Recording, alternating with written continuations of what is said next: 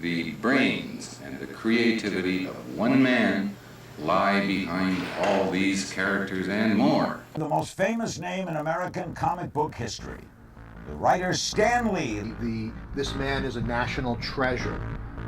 He is the genius that is Stan Lee, everybody! We tried to bring comics a little more into the real world.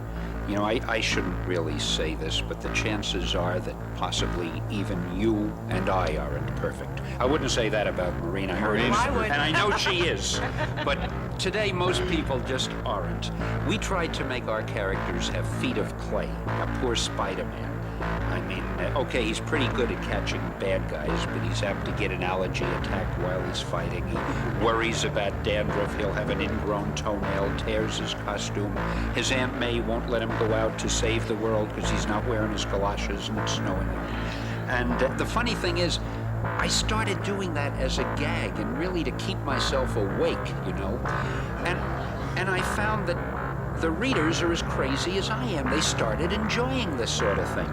So after 20 years of writing pap and writing things like the strips you mentioned before, I suddenly realized, gee, I can actually have fun with what I'm doing.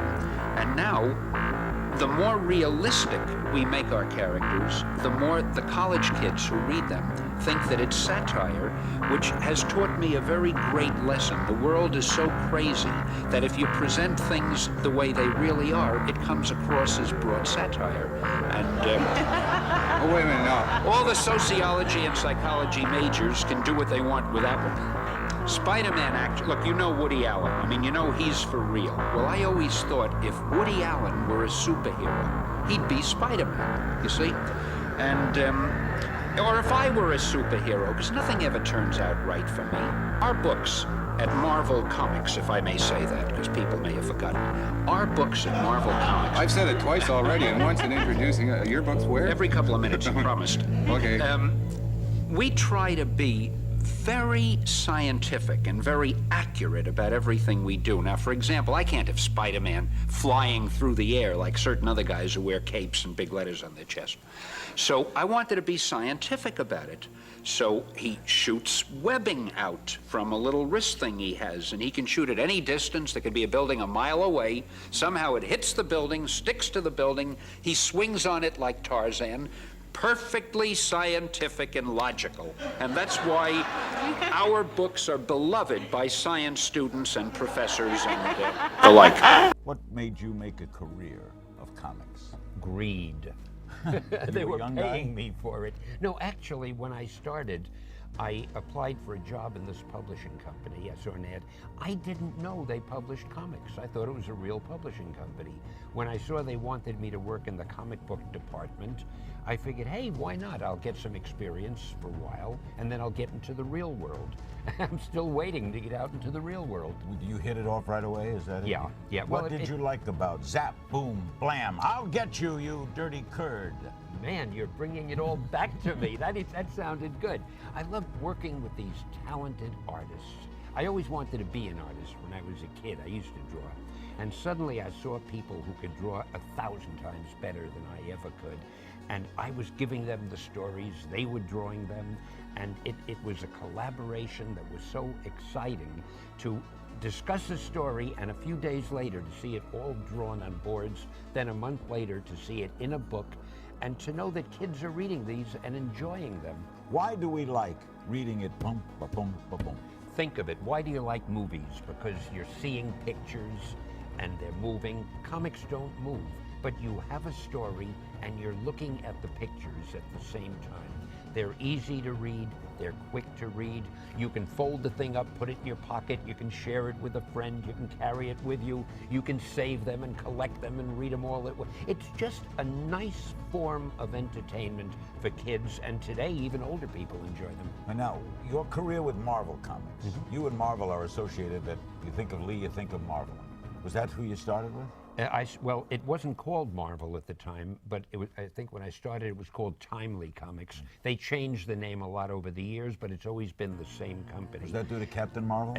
No, actually, I changed the name to Marvel after we started with the Fantastic Four, the Hulk, the X-Men, Spider-Man. I saw we were onto something, and at that time I think we were called Atlas Comics, and I decided let's change the name and get something representative of the company.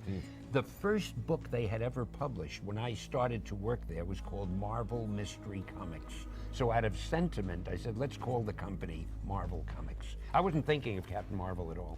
Well, I had already done the Fantastic Four and the Hulk, and we were on a roll, and we decided, let's get another hero. And I thought to myself, okay, but the thing with a superhero that you have to get is a unique superpower.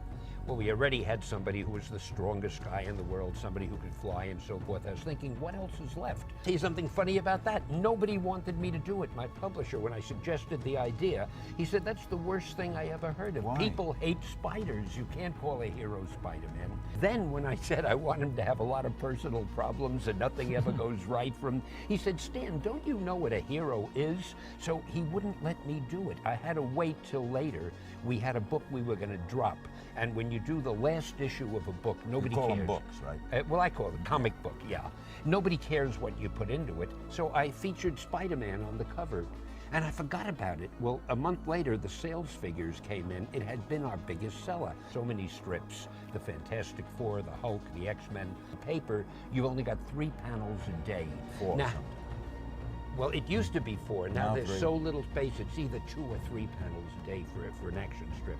How do you get a fight scene in 3 panels and continue it the next? You know, you punch a guy in one panel and the next day in the first panel he falls down.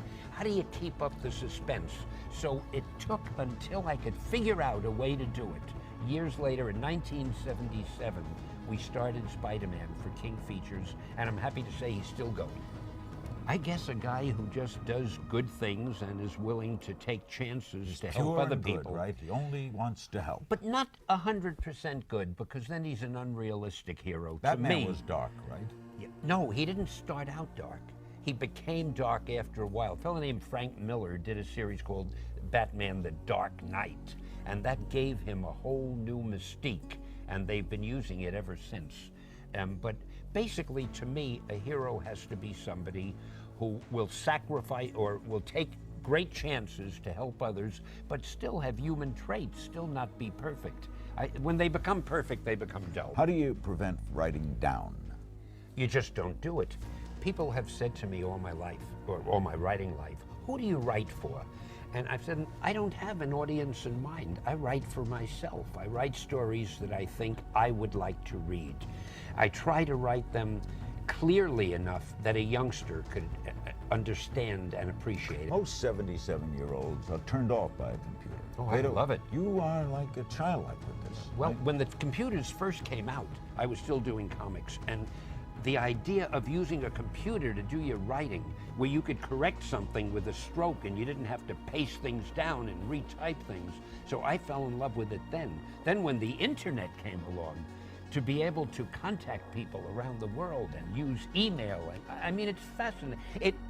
The internet is going to be, and this is nothing profound for me, everybody must know it, the most powerful medium of communication and entertainment that the world has ever known. Do you ever believe the concept that you contribute to violence? No. I must say, in all honesty, I love action, and so do our readers. We love action stories. I think there is such a difference between action and violence. I don't like stories that deal with torture. I don't like stories with children or women being mistreated in any way. But you like a story of a good guy fighting a bad guy. I mean, we grew up on that. Kids would play cops and robbers, cowboys and Indians. It's a natural thing. The internet is going to be everything. I think there will be one screen, whether it's a computer screen or a television screen or a little handheld thing, but it's going to have your television programs, your internet webisodes and shows. It's going to have your telephone. It'll all be one thing, and it, I believe, will all come under the heading of the internet. And we're going to be linked with everything all over the world. We're on the verge of the most exciting era in communications that you can imagine. You feel sorry that you're 77? Sometimes, because I'd love to have another 100 years instead of perhaps the other 25 or 30 that I do have. Life is so exciting, and every day there's something new and thrilling coming along. And it seems to be happening faster and faster as science gets more and more advanced. A good comic book story has conflict, hero, villain, saving someone usually. You know what it is? A good comic book story has what any good adventure story has, except it's illustrated, that's all. But it has to have all the elements. Good characterization, believable dialogue, and exciting situations. People in the cartoon business are all a little wacko, right? I mean, to be honest, the I think writers we're and the sanest of all. I think it's your average person. We are trying to bring sanity to the rest of the world, and it's a tough battle, really. No, you're for order out of chaos. I think we're for more chaos, but orderly chaos. We want to be a little cinder in the eye of the establishment. I just thought of that. I think it's great. I've got to remember We'll that. put that somewhere. You're a devil. If you have an idea that you genuinely think is good, don't let some idiot talk you out of it.